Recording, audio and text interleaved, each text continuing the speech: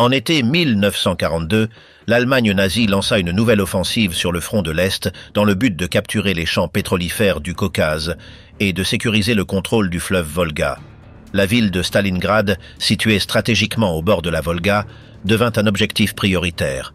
L'opération débuta par des bombardements aériens qui dévastèrent une grande partie de la ville. Par la suite, de longs combats urbains éclatèrent, au cours desquels la résistance soviétique, organisée secteur par secteur, parvint à freiner l'avancée allemande. Chaque bâtiment en ruine se transforma en position défensive, compliquant les mouvements des troupes envahissantes. En novembre 1942, l'armée rouge lança une contre-offensive qui encercla la 6e armée allemande. Piégées sans ravitaillement suffisant, les forces allemandes résistèrent pendant des semaines dans des conditions climatiques extrêmes, avec une pénurie de nourriture, de munitions et de médicaments. Les tentatives de sauvetage furent insuffisantes. La reddition finale des troupes allemandes en février 1943 changea le cours de la guerre. Comment une ville dévastée a-t-elle pu devenir le théâtre de l'une des batailles les plus décisives et les plus coûteuses de l'histoire ?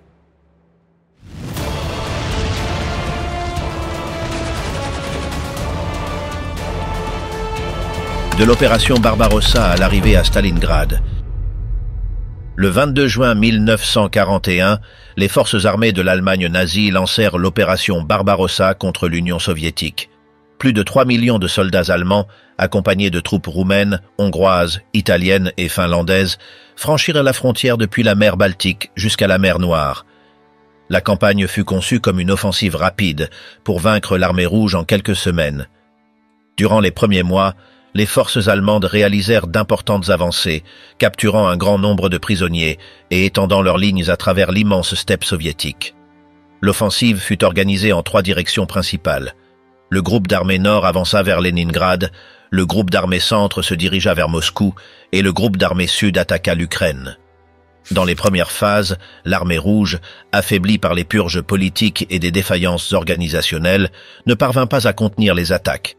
Des batailles comme celles de Minsk et de Smolensk se soldèrent par d'énormes pertes soviétiques. Cependant, la rapidité de l'avance allemande entraîna des problèmes de ravitaillement et la résistance commença à se renforcer à mesure que les troupes soviétiques se réorganisaient. Durant l'été et l'automne 1941, les forces allemandes rencontrèrent des difficultés croissantes. Le manque de préparation à une guerre prolongée, l'usure du matériel et les grandes distances affectèrent la mobilité de la Wehrmacht. Hitler intervint constamment dans les décisions militaires, ordonnant des détournements de force qui retardèrent la progression vers Moscou. Ces actions empêchèrent de concentrer toutes les ressources dans une seule direction et favorisèrent la reprise soviétique.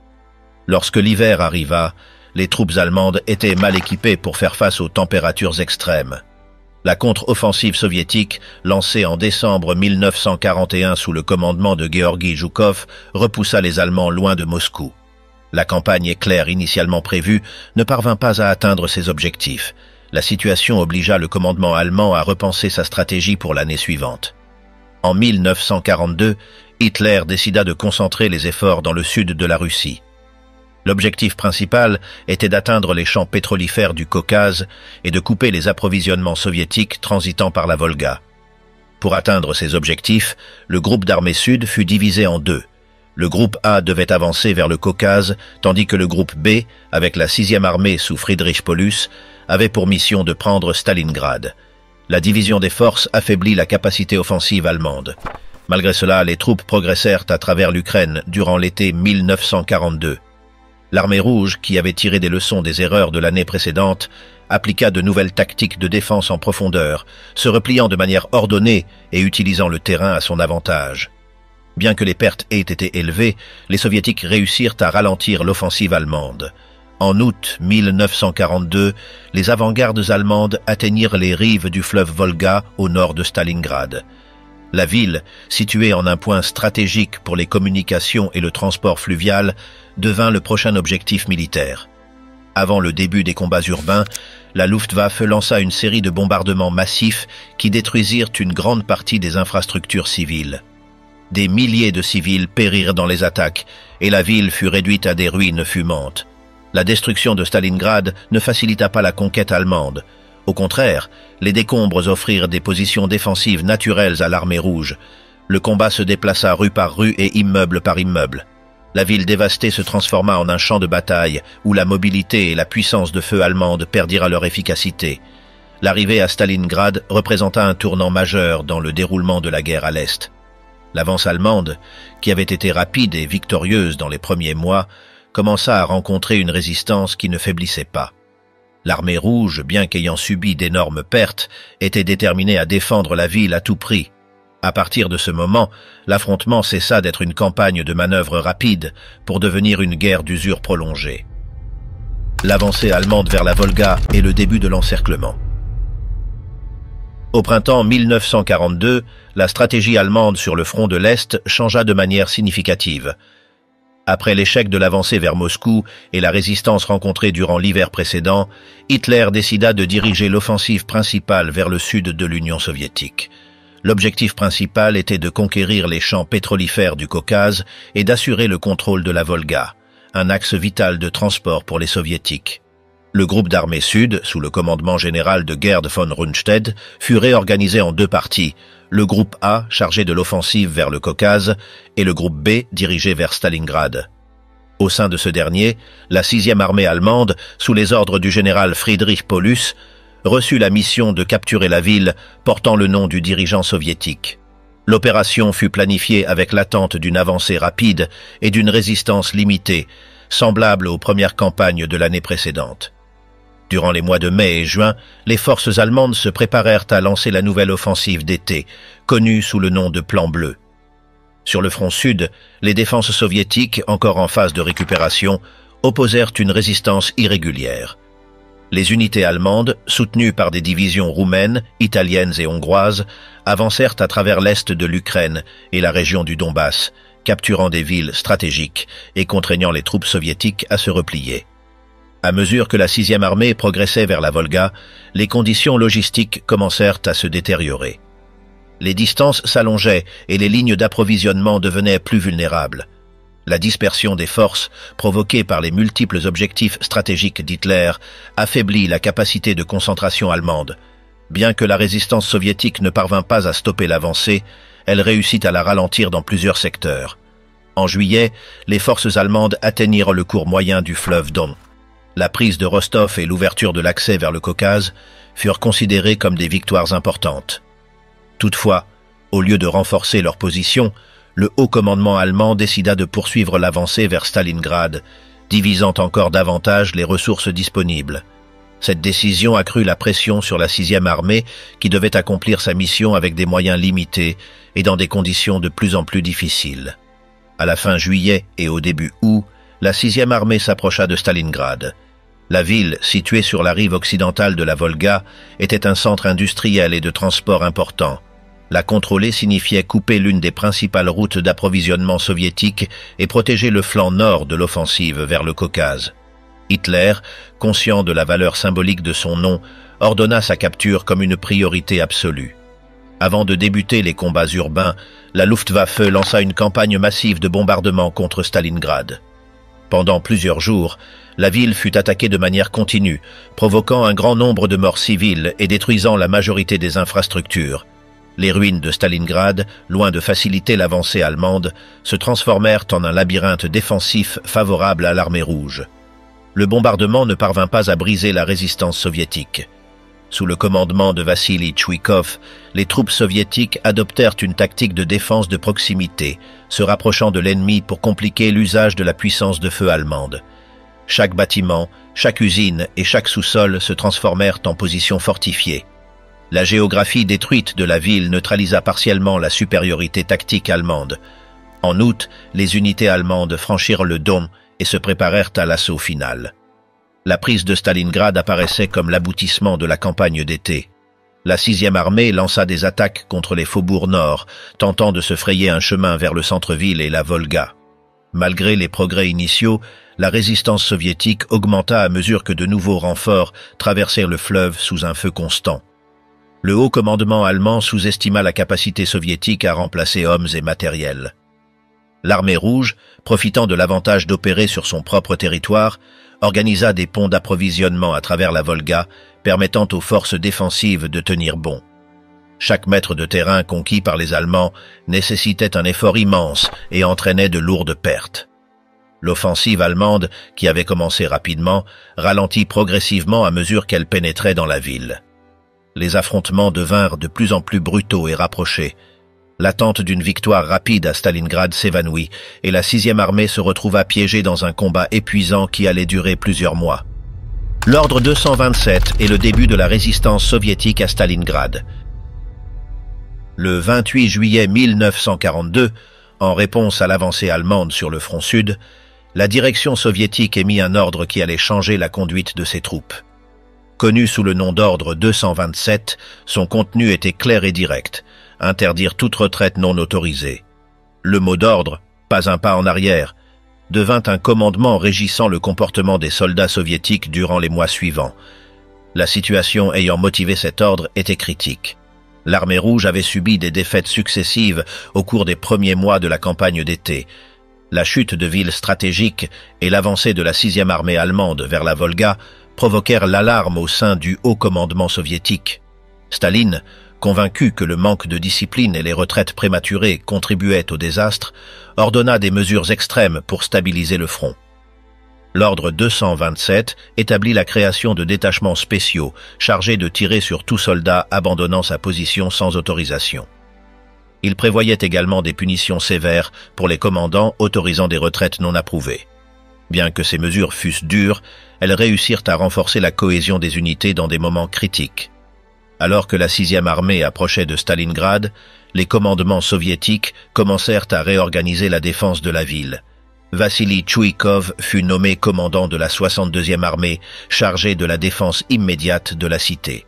Son approche reposait sur la résistance à tout prix, en utilisant les décombres de la ville bombardée comme position défensive naturelle. La défense de Stalingrad fut organisée en secteurs, chacun sous la responsabilité d'un officier. Les combattants adoptèrent des tactiques de proximité extrême afin de neutraliser la supériorité allemande en artillerie et en aviation. Au lieu de se replier face aux attaques massives, les unités soviétiques se retranchaient dans des caves, des usines détruites et des bâtiments partiellement en ruine, forçant l'ennemi à lutter pour chaque mètre de terrain. Les troupes soviétiques défendant Stalingrad comprenaient aussi bien des soldats réguliers que des milices populaires. De nombreux civils furent mobilisés pour soutenir les efforts de défense, creusant des tranchées, érigeant des barricades et participant aux tâches logistiques. La participation de la population civile ajouta une dimension supplémentaire au combat, dans lequel non seulement les militaires, mais aussi les ouvriers, les femmes et les jeunes résistèrent aux attaques ennemies. Le transport de renforts à travers la Volga, sous bombardement constant, fut vital pour maintenir la résistance. Les unités soviétiques traversaient le fleuve à bord de barges et d'embarcations improvisées, transportant hommes, munitions et approvisionnements essentiels. Malgré les pertes subies pendant les traversées, l'arrivée constante de renforts empêcha l'effondrement immédiat des défenses. Les combats à Stalingrad à partir de septembre se caractérisèrent par des affrontements d'une extrême violence. Les distances entre les lignes ennemies furent réduites à quelques mètres et dans de nombreux secteurs, les troupes combattaient au corps à corps. Le concept de front perdit son sens habituel. Un bâtiment pouvait être occupé à un étage par les forces soviétiques et à un autre par des troupes allemandes. En réponse à la résistance inattendue, le commandement allemand intensifia ses efforts, envoyant davantage de divisions d'infanterie et de blindés dans la ville. Toutefois, la structure détruite de Stalingrad rendait difficile l'utilisation efficace des chars et de l'artillerie lourde. Chaque avancée nécessitait une énorme consommation de ressources et provoquait de lourdes pertes.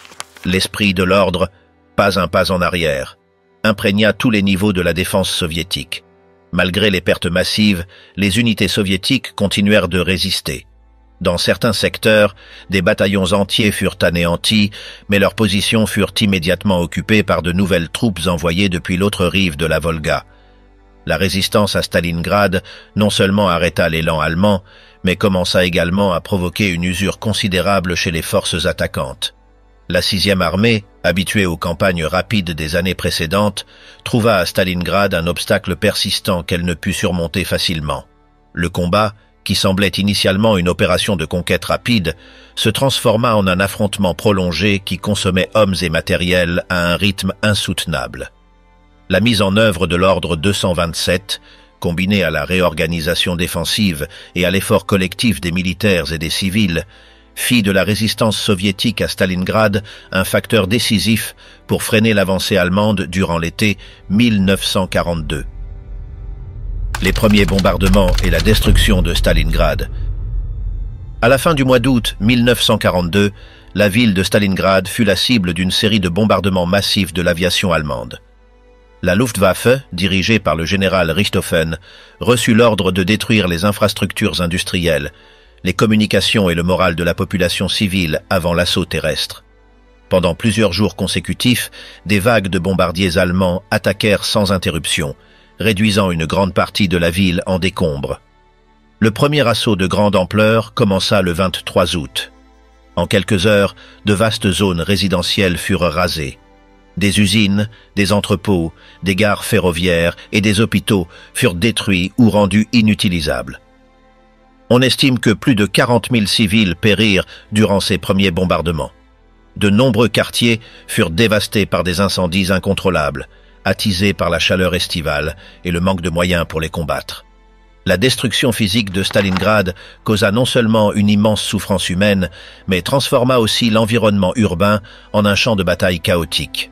Les ruines, au lieu de faciliter l'avance allemande comme prévu, créèrent d'innombrables positions défensives improvisées pour les troupes soviétiques. Chaque bâtiment effondré, chaque rue jonchée de gravats, offrait abri et opportunité d'embuscade. La dévastation affecta gravement la population civile qui n'avait pu être évacuée. Des milliers de personnes restèrent piégées dans les sous-sols d'immeubles détruits ou cherchèrent refuge dans les décombres. Beaucoup de blessés manquaient de soins médicaux, et les fournitures de base telles que l'eau potable, l'électricité et la nourriture faisaient défaut dès les premiers jours du siège. Le commandement soviétique, bien qu'ébranlé par l'ampleur de l'attaque, profita des ruines pour réorganiser ses défenses. La 6e armée soviétique, dirigée par Vassili Tchouikov, commença à établir des points de résistance dans les décombres, compliquant ainsi l'avancée des unités allemandes. Les soldats soviétiques reçurent l'ordre de défendre chaque secteur de la ville jusqu'au dernier homme, utilisant les vestiges des bâtiments comme tranchées improvisées. Pendant ce temps, les unités de la 6e armée allemande, commandées par Friedrich Paulus, franchirent le fleuve Don et avancèrent vers les faubourgs de Stalingrad. Malgré les bombardements préalables, elles rencontrèrent une résistance plus forte que prévu. Les troupes soviétiques, retranchées dans les ruines, commencèrent à pratiquer la guerre de proximité, se rapprochant autant que possible des soldats allemands pour réduire l'efficacité de leur artillerie et des bombardements aériens. Les premiers affrontements terrestres à Stalingrad furent marqués par des combats très intenses dans des points stratégiques comme l'usine de tracteurs Dzerzhinsky et les dépôts ferroviaires. La conquête de chaque pâté de maison nécessitait des jours de combats acharnés, avec de lourdes pertes humaines des deux côtés. La mobilité, qui avait été un atout pour les Allemands dans les campagnes précédentes, devint presque impossible dans ce terrain dévasté. Le général Paulus demanda des renforts supplémentaires au haut commandement allemand. Cependant, la dispersion des ressources en raison de l'offensive simultanée dans le Caucase rendait difficile l'envoi d'unités fraîches. Malgré ces difficultés, les ordres d'Hitler restaient clairs. Stalingrad devait être prise à tout prix. Au fil des jours, les bombardements se poursuivirent, mais leur efficacité diminua. La Luftwaffe, affaiblie par l'usure, faisait face à une opposition croissante de l'aviation soviétique, ainsi qu'au manque de carburant et de pièces de rechange. La supériorité aérienne allemande, décisive dans d'autres campagnes, commença à s'éroder dans le secteur de Stalingrad. Les bombardements initiaux, qui visaient à anéantir la capacité de résistance soviétique, finirent par compliquer les opérations de la Wehrmacht. Les commandants allemands n'avaient pas anticipé que les ruines favoriseraient une défense acharnée, fondée sur le combat rapproché. Les affrontements à Stalingrad, initialement envisagés comme de courte durée, commencèrent à se transformer en une bataille prolongée d'usure. Le paysage urbain de Stalingrad, devenu une mer de ruines, marqua le début de l'une des phases les plus sanglantes de la campagne. La ville, bien que physiquement détruite, tenait bon grâce à la résistance de ses défenseurs, qui utilisaient chaque gravat et chaque mur effondré comme partie intégrante de leur stratégie pour empêcher l'avancée allemande. La guerre urbaine, lutte maison par maison. En septembre 1942, une nouvelle phase débuta dans la bataille de Stalingrad. Avec une grande partie de la ville réduite en décombres à cause des bombardements aériens, les affrontements entre l'armée allemande et les forces soviétiques se transformèrent en une guerre urbaine d'une extrême violence. Chaque bâtiment, chaque cave et chaque usine devint un petit bastion qu'il fallait conquérir ou défendre au corps à corps. La 6e armée allemande, sous le commandement de Friedrich Paulus, progressa lentement dans les faubourgs nord de la ville. Les Allemands rencontrèrent une résistance étonnamment acharnée dans les premiers quartiers dévastés. Les troupes soviétiques, suivant les ordres directs de ne pas céder de terrain, combattaient depuis les ruines en utilisant mitrailleuses, fusils de tireurs d'élite et grenades à main. La proximité des combats réduisait l'efficacité de l'artillerie et de l'aviation allemande. Dans de nombreux secteurs de Stalingrad, les distances entre les lignes ennemies n'étaient que de quelques mètres. Les combats avaient lieu dans les étages des immeubles, dans les tunnels souterrains, dans les gares ferroviaires et dans les ruines des usines. Un même bâtiment pouvait abriter des soldats des deux camps à différents niveaux ou dans différentes pièces. La notion de front clair disparut, remplacée par un labyrinthe de positions interconnectées et constamment disputées. La stratégie allemande reposait sur le lancement de petits groupes d'assaut soutenus par des chars légers et de l'artillerie mobile. Ces groupes devaient nettoyer bâtiment par bâtiment au moyen d'attaques rapides et soutenues. Cependant, les troupes soviétiques, souvent retranchées dans des caves renforcées ou dans des positions dissimulées parmi les gravats, parvenaient à stopper ou même anéantir les assaillants avant qu'ils n'atteignent leurs objectifs. L'armée soviétique, quant à elle, organisa sa défense en petits détachements autonomes. Chaque groupe était responsable d'un immeuble ou d'un tronçon de rue et devait résister jusqu'au dernier homme. La communication entre ces groupes était difficile en raison de l'intensité des combats et de l'effondrement des infrastructures, mais la résistance généralisée empêchait une progression fluide des Allemands. L'usine de tracteurs Dzerzhinsky, l'usine Octobre Rouge et le moulin à farine Gerhardt devinrent des symboles de la résistance. Ces complexes industriels, bien que gravement endommagés, furent fortifiés par les défenseurs soviétiques et transformés en points névralgiques de la lutte. Pendant des semaines, les attaques allemandes se heurtèrent à ces positions, avec d'énormes pertes des deux côtés. Les tireurs d'élite jouèrent un rôle déterminant dans cette phase de la bataille. Les soviétiques, profitant des ruines et des structures effondrées, établirent des réseaux de tireurs qui infligèrent de lourdes pertes aux officiers et sous-officiers allemands. L'un des plus célèbres fut Vassili Zaïtsev, dont l'activité dans le centre de Stalingrad contribua à freiner les avancées ennemies et à maintenir le moral des défenseurs. L'intensité des combats urbains affecta également le moral des soldats. Le stress constant, la proximité de l'ennemi, le manque de repos et les conditions d'hygiène extrêmes provoquèrent une fatigue croissante parmi les troupes. Les unités allemandes, habituées à des mouvements rapides et à des opérations en terrain ouvert, souffrirent particulièrement du type de guerre menée à Stalingrad. L'approvisionnement en munitions, nourriture et médicaments devint un défi pour les deux camps. L'artillerie soviétique, déployée sur la rive orientale de la Volga, maintenait un tir constant sur les positions allemandes, compliquant le transport de renforts et de ravitaillement. Les Allemands, bien qu'ils contrôlaient une partie de la ville, ne parvinrent pas à couper complètement les couloirs d'approvisionnement soviétiques opérant à travers le fleuve.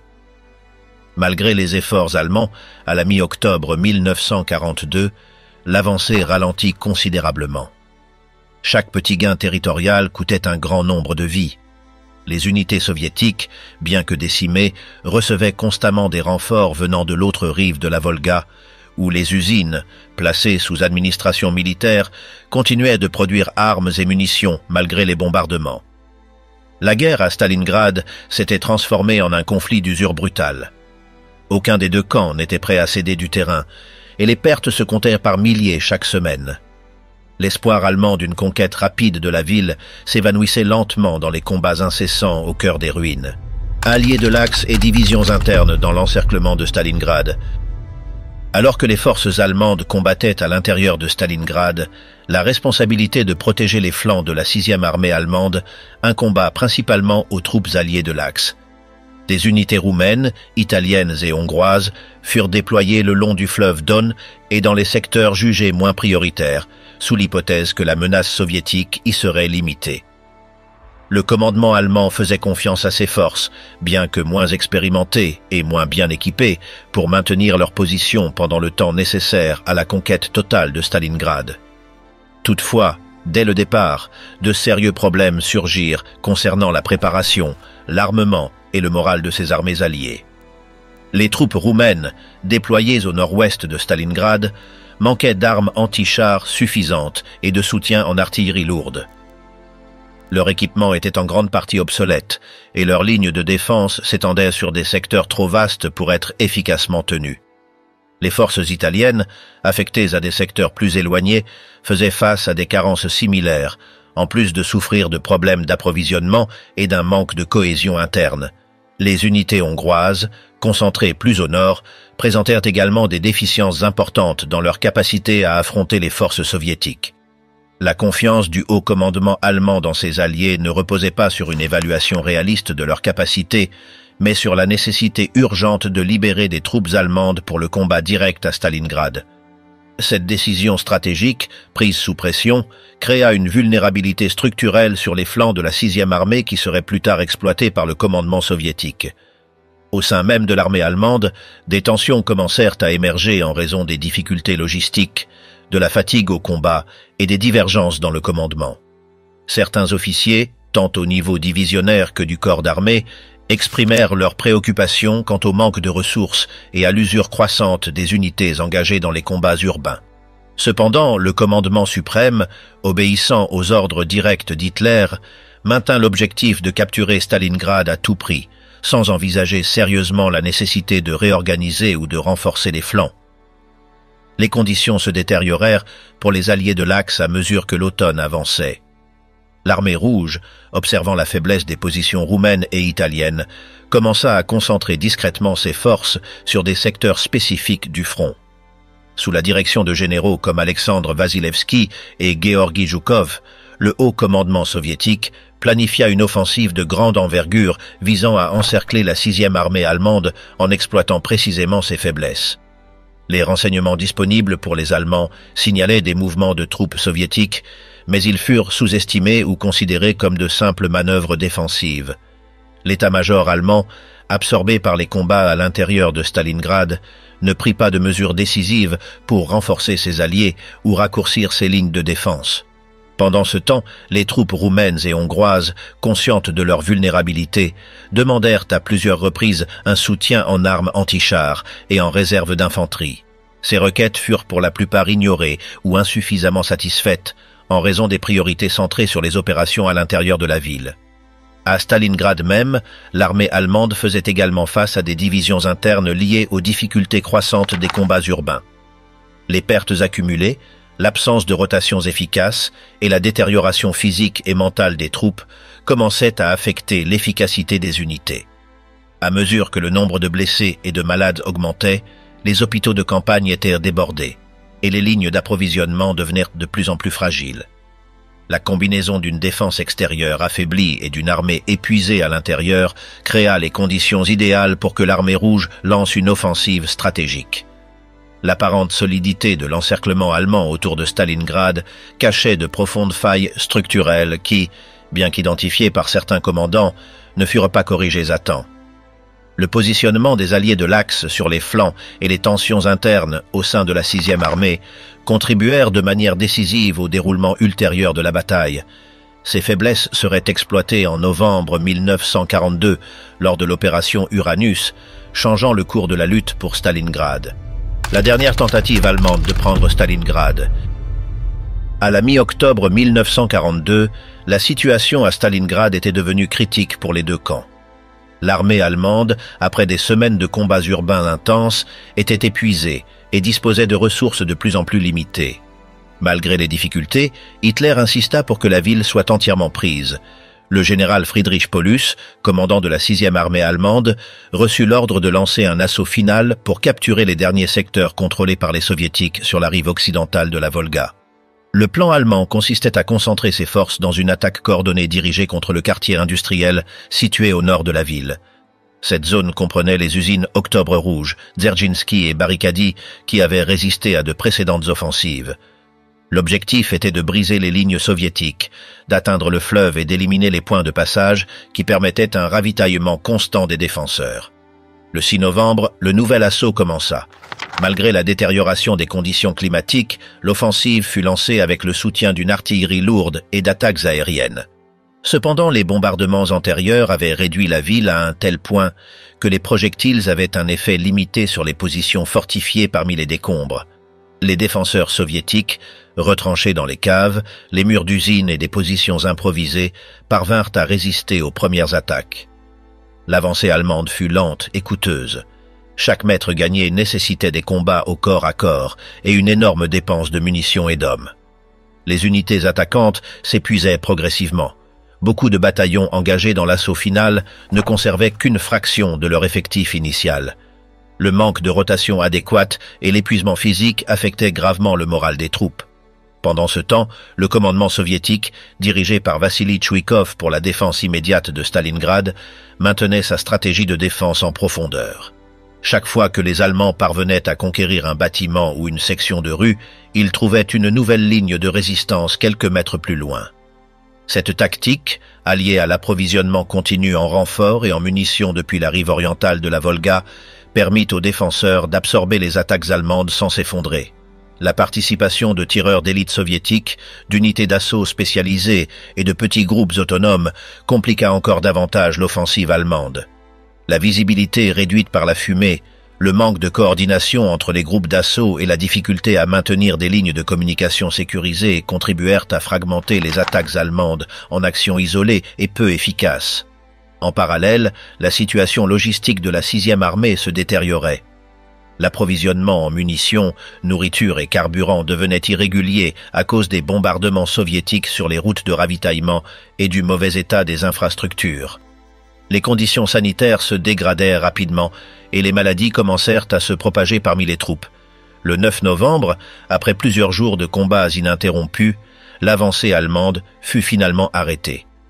Les forces soviétiques, bien qu'elles aussi épuisées, avaient réussi à maintenir le contrôle des secteurs industriels clés.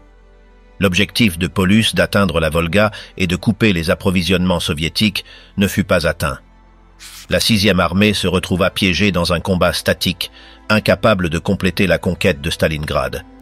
L'échec de l'assaut final ne fut pas suivi d'un repli ou d'une réorganisation significative. Obéissant aux ordres d'Hitler, la 6e armée resta sur ses positions, exposée à un danger croissant de contre-attaque soviétique à grande échelle. L'insistance à maintenir le contrôle d'une ville partiellement détruite et le refus d'envisager des alternatives stratégiques consolidèrent une situation de vulnérabilité. Dans les jours suivants, le commandement soviétique accéléra les préparatifs d'une opération offensive destinée non seulement à soulager la pression sur Stalingrad, mais à changer le cours de la guerre dans le sud du front de l'Est. Pendant ce temps, à l'intérieur de la ville, le combat se poursuivait, mais les forces allemandes, privées de leur capacité offensive, se contentaient de résister dans des secteurs dispersés sans réelle possibilité d'obtenir une victoire complète. L'opération Uranus est le début de l'encerclement allemand. En novembre 1942, le commandement soviétique était prêt à lancer une offensive de grande envergure dans le secteur de Stalingrad.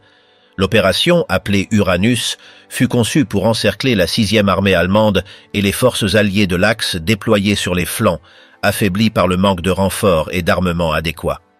Sous la direction des généraux Alexandre Vassilevski et Georgi Zhukov, l'armée rouge concentra un grand nombre de troupes, de chars et d'artillerie dans des secteurs stratégiques au nord et au sud de la ville. La préparation de l'opération fut réalisée dans le plus grand secret. Les unités soviétiques furent déployées de nuit et dissimulées de jour pour éviter d'être détectées par l'aviation de reconnaissance allemande. Pendant ce temps, les commandants allemands sous-estimaient l'ampleur de la menace, convaincus que les soviétiques manquaient de ressources pour lancer une offensive majeure en hiver. Le 19 novembre 1942, dans des conditions climatiques défavorables, les forces soviétiques lancèrent l'attaque contre les positions roumaines au nord de Stalingrad. Sous un feu d'artillerie intense, les lignes défensives roumaines s'effondrèrent rapidement. Le manque d'armes anti-chars efficaces et l'insuffisance d'entraînement des troupes alliées facilitèrent l'avancée soviétique. En quelques heures, les forces de l'armée rouge brisèrent le front et commencèrent à avancer vers le sud, menaçant l'arrière allemand. Le lendemain, le 20 novembre, une seconde offensive fut lancée contre les positions roumaines au sud de Stalingrad. Comme dans le secteur nord, les défenses s'effondrèrent face à la supériorité numérique et matérielle soviétique. Les unités allemandes situées entre les deux secteurs d'attaque se retrouvèrent soudainement dans une position vulnérable, sans possibilité d'établir une ligne de défense cohérente. Le 23 novembre, les forces soviétiques venant du nord et du sud se rencontrèrent dans la localité de Kalach, à l'ouest de Stalingrad. Cette manœuvre ferma le piège autour de plus de 250 000 soldats de l'Axe, incluant la totalité de la 6e armée allemande, plusieurs divisions roumaines, des éléments de la 4e armée blindée et d'autres unités auxiliaires. L'encerclement, réalisé en seulement 4 jours de combat, piégea les forces allemandes dans une poche sans accès sécurisé au ravitaillement ni possibilité immédiate de fuite. Le haut commandement allemand, surpris par la rapidité et l'ampleur de l'offensive soviétique, réagit trop tard. Les communications entre la 6e armée et les états-majors supérieurs devinrent irrégulières à cause de la destruction des lignes de communication.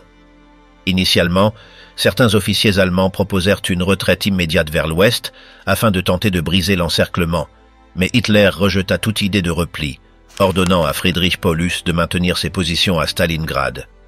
À l'intérieur du périmètre encerclé, la situation se dégrada rapidement. Les réserves de nourriture, de munitions et de carburant, déjà limitées avant l'encerclement, étaient insuffisantes pour soutenir les troupes pendant une période prolongée. Le froid hivernal, les maladies et le manque de fournitures de base augmentèrent les pertes parmi les soldats allemands et leurs alliés. Pendant ce temps, l'armée rouge consolidait ses positions autour de la poche. Les soviétiques fortifièrent l'anneau extérieur pour empêcher toute tentative de percée et commencèrent à planifier des opérations supplémentaires pour réduire progressivement la résistance à l'intérieur de l'encerclement. En parallèle, de nouvelles unités soviétiques furent déployées pour intercepter d'éventuels efforts allemands de secours venant de l'extérieur. L'opération Uranus représenta un coup stratégique dévastateur pour la Wehrmacht sur le front de l'Est. La perte de mobilité, l'incapacité à renforcer ou à évacuer la 6e armée et la prise d'initiative par les soviétiques changèrent l'équilibre des forces dans la région. La situation des troupes encerclées à Stalingrad devint une crise militaire sans précédent pour l'Allemagne durant la Seconde Guerre mondiale. L'encerclement établi à la fin de novembre 1942 était solide et difficile à briser. Malgré quelques efforts ultérieurs des forces allemandes extérieures à la poche, la 6e armée resta isolée, contrainte de survivre avec les ressources disponibles et de faire face à un hiver implacable sans perspective réelle de salut. Ordre d'Hitler et résistance forcée. Après la fermeture de l'encerclement soviétique à la fin de novembre 1942, la 6e armée allemande se retrouva piégée à Stalingrad, accompagnée de diverses unités roumaines et auxiliaires. La situation exigeait une décision immédiate pour tenter de sauver les troupes encerclées. Toutefois, Hitler ordonna expressément à Friedrich Paulus de maintenir ses positions et de transformer la zone sous son contrôle en une forteresse capable de résister jusqu'à l'arrivée d'une aide extérieure. Le concept de forteresse Stalingrad impliquait une résistance statique malgré des conditions adverses. Hitler rejeta les propositions initiales de certains officiers qui suggéraient une percée immédiate vers l'ouest avant que l'encerclement ne soit totalement consolidé. Pour le haut commandement allemand, la reddition ou la retraite était inacceptable d'un point de vue politique et symbolique. Le général Paulus, strictement subordonné aux ordres reçus, organisa les positions défensives dans la ville en secteurs autonomes. Chaque division allemande reçut la responsabilité de défendre une zone spécifique, tandis que les réserves de munitions, de nourriture et de carburant furent redistribuées dans le but de prolonger la résistance le plus longtemps possible. Néanmoins, les stocks disponibles étaient insuffisants pour une défense prolongée. L'armée encerclée dépendait désormais du ravitaillement aérien. Hermann Göring, commandant en chef de la Luftwaffe, assura à Hitler que l'aviation allemande pourrait approvisionner la 6e armée par un pont aérien.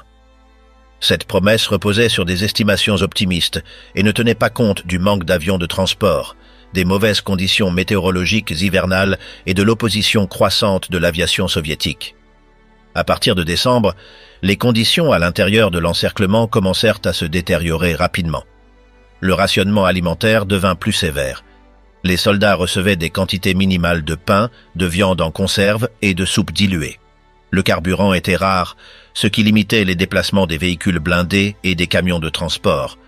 Les températures très basses, atteignant moins 30 degrés, provoquaient des cas généralisés d'engelures et de maladies respiratoires. Le commandement soviétique, conscient de la situation des troupes allemandes, maintint une pression constante autour de la poche. Bien qu'aucune attaque massive immédiate ne fut lancée, les forces soviétiques consolidèrent leur position, empêchant toute tentative de percée. De plus, l'artillerie soviétique harcelait continuellement les aérodromes improvisés utilisés par la Luftwaffe, réduisant encore l'efficacité du pont aérien. À l'intérieur de Stalingrad, le moral des troupes allemandes commença à décliner. Le manque de nourriture, l'insuffisance de vêtements adaptés à l'hiver, l'accumulation de blessés sans possibilité d'évacuation et la prise de conscience qu'aucun secours immédiat n'arriverait entamèrent la résistance psychologique des soldats. Malgré cela, la plupart des unités continuaient à obéir aux ordres de résister, sachant que toute reddition individuelle était sévèrement punie. Paulus lui-même, bien qu'il comprît la gravité de la situation, ne prit aucune initiative pour désobéir aux instructions de Berlin. Lié par son sens du devoir et la discipline militaire, il maintint son quartier général opérationnel dans la ville et poursuivit l'organisation de la résistance avec les moyens disponibles. Cependant, les communications avec l'extérieur devenaient de plus en plus irrégulières et fragmentaires. À la mi-décembre, les réserves de ravitaillement atteignirent un niveau critique. Le pain, lorsqu'il était disponible, était mélangé à de la sciure pour augmenter le volume. Les rations de viande étaient dans bien des cas remplacées par de la viande de chevaux abattus. Les médicaments manquaient et les hôpitaux improvisés étaient dépourvus du matériel de base pour soigner les blessés. Pendant ce temps, la tentative de sauvetage menée par le groupe d'armée du Don, commandé par Erich von Manstein, avançait lentement vers Stalingrad. Toutefois, l'opération manquait de ressources et se heurtait à une forte résistance soviétique. Les soldats pris au piège dans la ville continuaient à espérer une aide qui ne viendrait jamais de manière effective. La décision de transformer Stalingrad en forteresse ne permit pas d'inverser la situation stratégique. Au contraire, elle prolongea la souffrance de dizaines de milliers de soldats piégés sans perspective réelle de victoire. L'encerclement restait solide, et la situation intérieure de la 6e armée se détériorait un peu plus chaque jour. L'échec du sauvetage par Manstein et Noël dans l'encerclement de Stalingrad. À la mi-décembre 1942, le haut commandement allemand lança l'opération Tempête d'hiver, une tentative de briser l'encerclement soviétique à Stalingrad et de libérer la 6e armée piégée. L'opération fut dirigée par le général Erich von Manstein, à la tête du tout récent groupe d'armées du Don. L'objectif était d'ouvrir un corridor vers la ville avant que les forces encerclées ne s'effondrent à cause de la faim, du froid et du manque de ravitaillement. Manstein concentra ses forces plus au sud, dans la région de Kotelnikovo, avec l'intention d'avancer rapidement vers le nord pour rejoindre la 6e armée. Les troupes disponibles, bien qu'expérimentées, étaient insuffisantes pour une opération de cette ampleur. L'offensive commença le 12 décembre dans des conditions climatiques extrêmement difficiles. Malgré quelques progrès initiaux, les forces de Manstein rencontrèrent une résistance soviétique croissante à mesure qu'elles approchaient de la ligne d'encerclement. À l'intérieur de Stalingrad, la nouvelle de l'offensive releva momentanément le moral des soldats allemands. On espérait que le sauvetage pourrait arriver en quelques jours.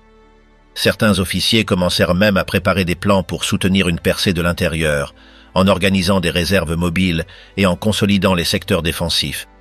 Cependant, tout mouvement dépendait de l'obtention d'ordres directs de Berlin, et Hitler insistait toujours pour que la 6e armée reste à sa position, sans tenter de rompre l'encerclement par ses propres moyens. L'avance de Manstein, bien que prometteuse au début, ralentit progressivement. Le manque de réserves adéquates, les difficultés logistiques et l'opposition soviétique acharnée empêchèrent l'offensive d'atteindre son objectif. Le 18 décembre, les troupes allemandes se trouvaient encore à plus de 50 km de Stalingrad, incapables de percer l'anneau de forces soviétiques encerclant la ville. Pendant ce temps, à l'intérieur de la poche, les conditions continuaient de se détériorer. L'arrivée de Noël n'apporta aucun soulagement aux soldats allemands. Les célébrations, qui les années précédentes étaient marquées par des cérémonies militaires et une certaine camaraderie, se réduisirent à des actes symboliques dans des abris de fortune. La plupart des soldats ne disposaient que de pain durci et de soupe claire comme unique repas de fête. Les températures continuèrent de baisser, atteignant des niveaux qui rendaient difficile même le fonctionnement des armes et des véhicules. Les lettres et messages envoyés depuis Berlin tentaient de maintenir l'esprit combatif, en parlant de la résistance héroïque de la 6e armée et en assurant que l'aide était en route. Toutefois, dans les faits, beaucoup de soldats comprenaient que les chances de secours devenaient de plus en plus minces. Le manque de munitions, de carburant et de médicaments rendait la situation intenable. Les maladies, en particulier le typhus et la dysenterie, se propageaient parmi les troupes affaiblies. Les hôpitaux de campagne, improvisés dans des caves glacées, étaient à peine capables de soigner les blessés et les malades. De nombreux soldats, trop faibles pour se battre, mouraient à leur poste ou durant les tentatives de transfert vers les postes de secours. Le moral général s'effondra davantage lorsqu'il devint clair que l'effort de Manstein n'atteindrait pas son objectif. À la fin décembre, l'offensive fut définitivement stoppée et les troupes du groupe d'armées du Don durent se replier face à de nouvelles attaques soviétiques. À l'intérieur de Stalingrad, la confirmation de cet échec scella le sort de la 6e armée. Sans possibilité de secours et sans ressources pour soutenir une résistance prolongée, les troupes piégées n'avaient désormais plus que 2 options. Continuer à se battre dans des conditions impossibles ou se rendre, une option qu'Hitler avait expressément interdite. À l'approche de la fin de l'année, la situation à l'intérieur de Stalingrad devenait de plus en plus désespérée, les soldats luttant davantage contre la faim et le froid que contre l'ennemi. La tentative de sauvetage, bien que audacieuse, ne changea pas le cours des événements. La 6e armée restait piégée, et son destin semblait inévitable à mesure que l'hiver soviétique dévoilait toute sa rigueur. L'effondrement du pont aérien et l'épuisement de la 6e armée. À partir de décembre 1942, la survie de la 6e armée allemande encerclée à Stalingrad dépendait exclusivement du pont aérien organisé par la Luftwaffe. Hermann Göring avait assuré à Hitler que ses avions seraient capables de transporter quotidiennement les tonnes nécessaires de ravitaillement pour maintenir les troupes opérationnelles. Cette promesse, fondée sur des calculs optimistes, ne correspondait pas aux réalités logistiques et météorologiques du front de l'Est. Le nombre d'avions de transport disponibles était insuffisant pour répondre aux besoins de la 6e armée. De plus, la plupart des appareils étaient des modèles anciens ou mal adaptés aux conditions extrêmes de l'hiver russe. Chaque jour, l'aviation allemande devait relever le défi de décoller et d'atterrir sur des pistes improvisées, sous la menace constante du feu soviétique et des températures qui compliquaient le fonctionnement des moteurs et des systèmes hydrauliques. L'aérodrome de Pitomnik devint le principal centre de réception des approvisionnements. D'autres terrains, comme celui de Gumrak, servaient de soutien, mais leur capacité restait limitée. Les avions transportaient nourriture, munitions, médicaments et parfois carburant. En retour, ils évacuaient des blessés graves capables de supporter le rude voyage de retour. Cependant, les quantités transportées ne furent jamais suffisantes pour couvrir les besoins essentiels des troupes encerclées. La moyenne quotidienne de ravitaillement livré variait entre 80 et 100 tonnes, bien en dessous des 300 tonnes considérées comme le minimum pour maintenir la 6e armée en état de fonctionner. Les pertes d'avions, dues aux attaques soviétiques et aux accidents causés par le mauvais temps, augmentaient semaine après semaine, réduisant encore l'efficacité du pont aérien. À l'intérieur de Stalingrad, la situation se détériorait de manière irréversible. Les rations alimentaires diminuèrent drastiquement. Les soldats ne recevaient que quelques centaines de grammes de pain par jour, mélangés à de la sciure pour en augmenter le volume. Les troupes en vinrent à abattre des chevaux et à chercher toute source de nourriture parmi les décombres. La faim affaiblissait les hommes, réduisant leur capacité de combat et augmentant l'incidence des maladies. Les conditions sanitaires se dégradèrent rapidement. Le manque de médicaments et de matériel médical de base transforma les hôpitaux de campagne en foyers où les infections se propageaient sans contrôle. Beaucoup de blessés ne recevaient aucun traitement adéquat et mourèrent de causes qui, en d'autres circonstances, auraient été traitables. Le typhus, la dysenterie et les infections pulmonaires se répandirent parmi les troupes épuisées. Le froid extrême aggravait encore la situation. Les températures descendirent en dessous de moins 30 degrés. Les vêtements d'hiver, lorsqu'ils étaient disponibles, étaient insuffisants ou inadaptés. De nombreux soldats souffraient d'engelures graves aux extrémités, entraînant des amputations ou la mort par gangrène. Le moral à l'intérieur de l'encerclement chutait de manière alarmante, malgré les efforts de la propagande officielle qui diffusait des messages de résistance héroïque. La plupart des soldats comprenaient que le secours était peu probable. La combinaison de la faim, du froid, des maladies et de l'absence de nouvelles encourageantes érodait la cohésion des unités. Le commandement allemand tenta de maintenir la structure organisationnelle, mais il devenait de plus en plus difficile de réunir suffisamment de forces pour des opérations défensives efficaces. Les ordres de contre-attaque locale ou de consolidation des secteurs ne pouvaient pratiquement pas être exécutés faute de soldats en état de combattre. De nombreux détachements n'existèrent plus que nominalement, avec quelques survivants tentant de maintenir leur position. La pression soviétique, bien que ne se manifestant pas toujours par de grandes offensives, restait constante par des attaques d'artillerie, des incursions de petits groupes d'assaut et le blocus systématique des aérodromes. L'usure progressive était inévitable. Le pont aérien, loin de garantir la survie, ne fit que prolonger la souffrance des troupes piégées. À la fin décembre, la Luftwaffe n'était plus en mesure de soutenir l'effort. Les pertes en avions et en équipage atteignaient des niveaux intenables et l'arrivée de ravitaillement tombait à des chiffres symboliques. La capacité de la 6e armée à résister à une offensive soviétique de grande ampleur était pratiquement inexistante. L'échec du pont aérien laissa la 6e armée dans une situation désespérée. Sans possibilité de recevoir des renforts ou des approvisionnements suffisants, sans capacité de briser l'encerclement et dans des conditions inhumaines, la défaite devenait une simple question de temps.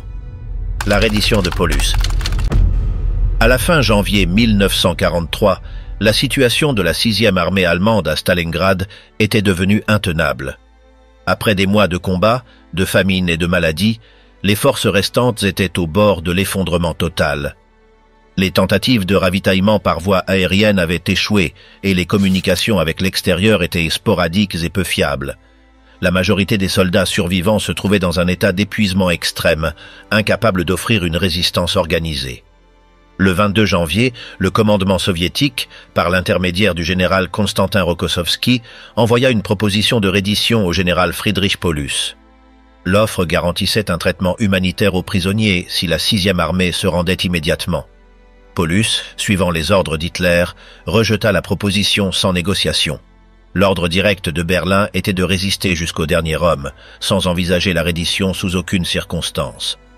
Quelques jours plus tard, l'armée rouge lança une offensive finale pour réduire l'encerclement intérieur. L'attaque débuta le 10 janvier par un intense bombardement d'artillerie, suivi d'avancées coordonnées de l'infanterie et des blindés. La résistance allemande, bien que valeureuse dans certains secteurs, était fragmentée et désespérée. Le manque de munitions, la pénurie de nourriture et les basses températures rendaient impossible toute défense prolongée. Au 25 janvier, les forces soviétiques avaient divisé la poche allemande en deux secteurs principaux. Un au nord, où se trouvait la majeure partie des forces de combat, et un autre au sud, où se concentraient les restes de l'état-major et quelques unités dispersées. Les combats se réduisirent à de petits foyers de résistance, de nombreux soldats allemands se rendant spontanément, incapables de poursuivre le combat. Le 30 janvier, Hitler éleva Friedrich Paulus au rang de maréchal, le grade le plus élevé de l'armée allemande. L'intention d'Hitler était symbolique. Aucun maréchal allemand n'avait jamais été capturé vivant, et il s'attendait à ce que Paulus choisisse le suicide plutôt que la reddition. Toutefois, le général, confronté à une réalité évidente, décida de capituler pour éviter l'anéantissement total de ses hommes.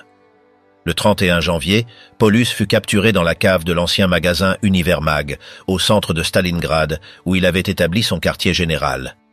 Il se rendit aux forces de l'armée rouge sans résistance. La nouvelle de sa capture fut rapidement transmise à Berlin, provoquant une profonde consternation au sein du haut commandement allemand. Après la reddition de Paulus, les combats dans la partie sud de la ville cessèrent progressivement.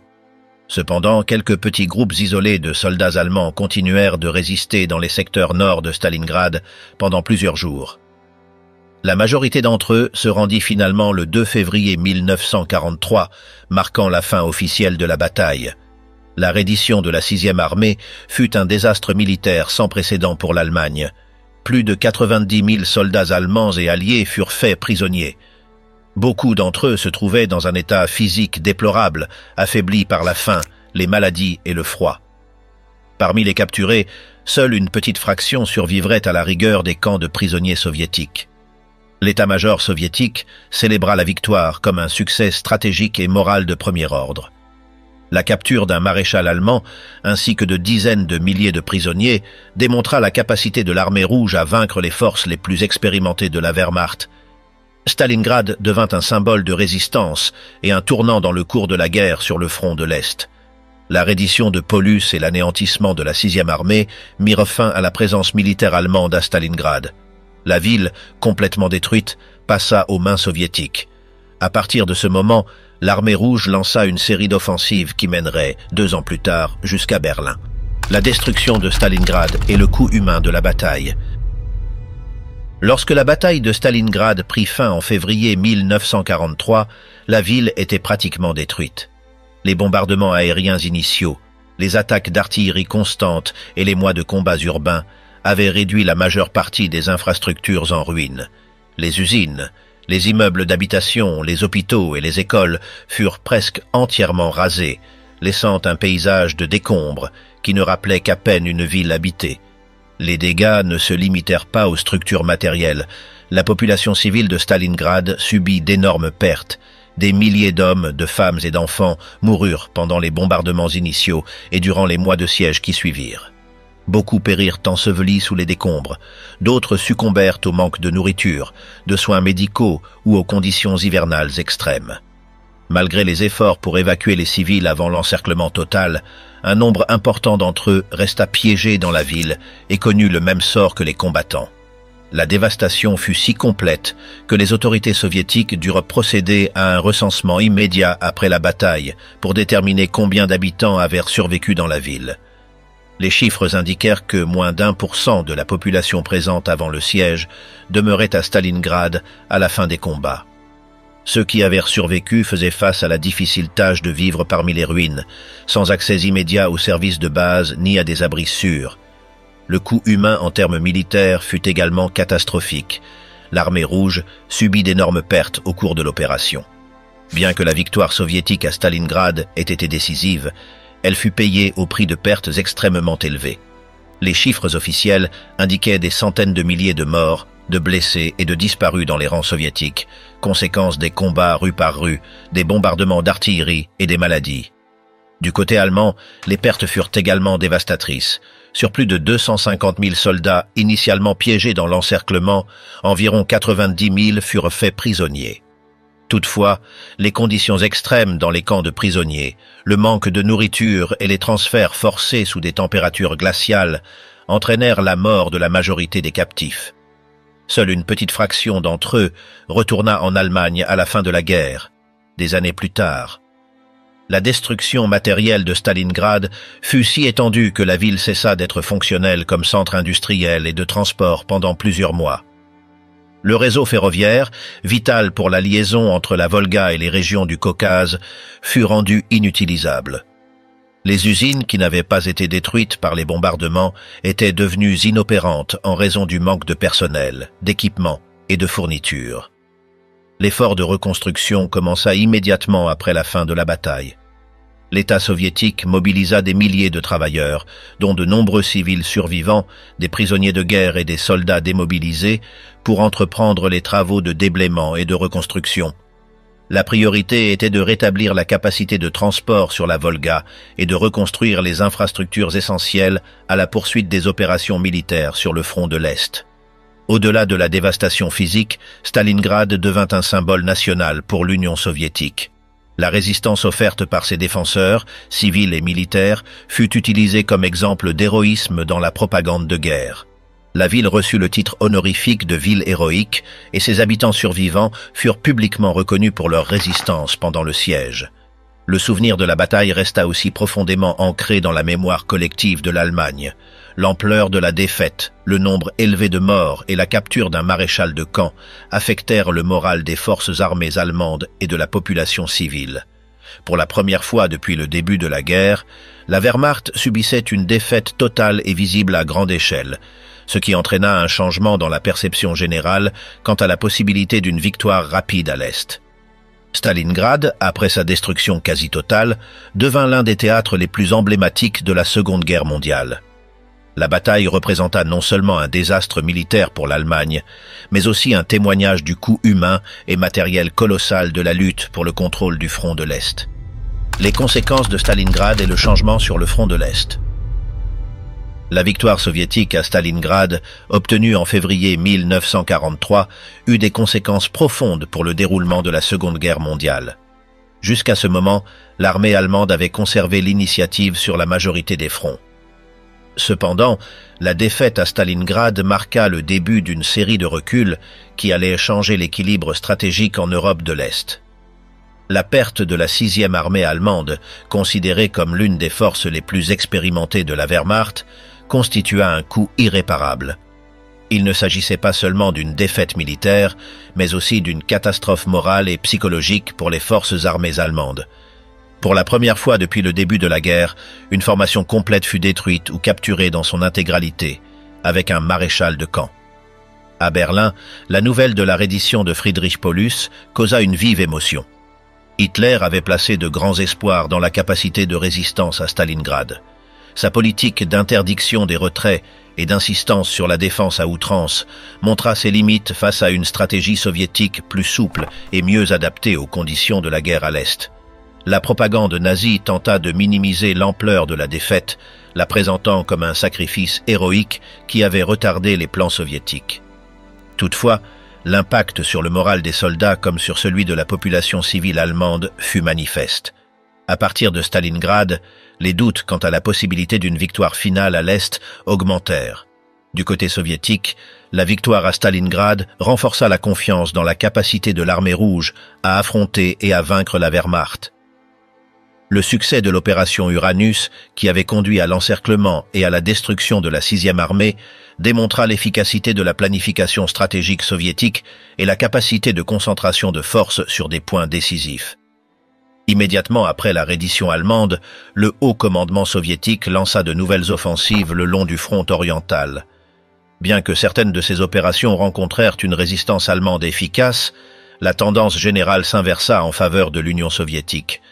Tout au long de 1943, l'armée rouge récupéra d'importants territoires, dont Kharkov et Koursk, et commença à avancer systématiquement vers l'ouest. La victoire à Stalingrad eut également des effets diplomatiques.